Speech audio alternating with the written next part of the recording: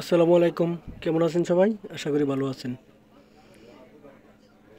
এটা হচ্ছে Samsung Z33, Samsung Z33 smartphone.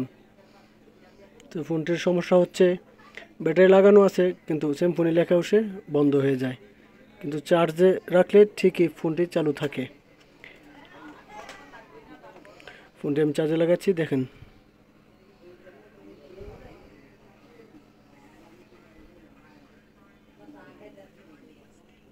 ব্যাটারিটা একটু বসাই নেই।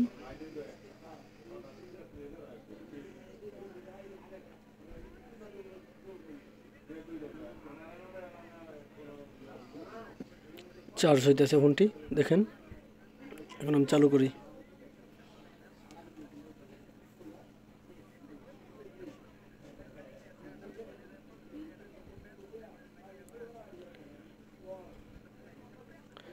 ফোনটি চালু হয়ে গেছে।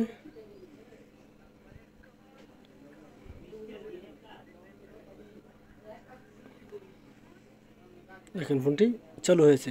চার্জ থেকে খুললাম, একটু টিপাটিপির পরে ফোনটি হঠাৎ করে বন্ধ হয়ে যায়। বন্ধ হয়ে গেছে।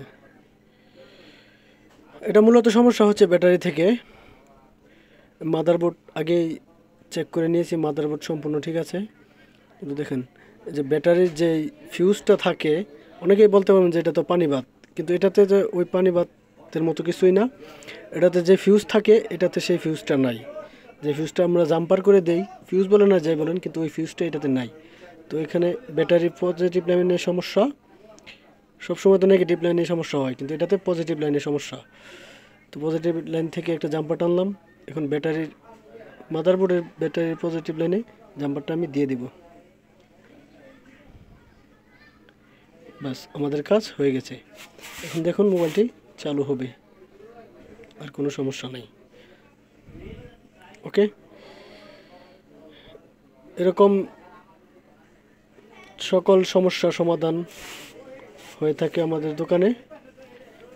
আপনার মোবাইলের সমস্যা সমাধান করতে চলে আসুন হরহরদি বাজার ইমন মোবাইল সার্ভিসিং সেন্টার। ধন্যবাদ ভিডিওটি দেখার জন্য। ভালো লাগলে চ্যানেলটি সাবস্ক্রাইব করে দিবেন, আর ফেসবুকে হয়ে থাকলে ফলো দিয়ে রাখুন। ধন্যবাদ।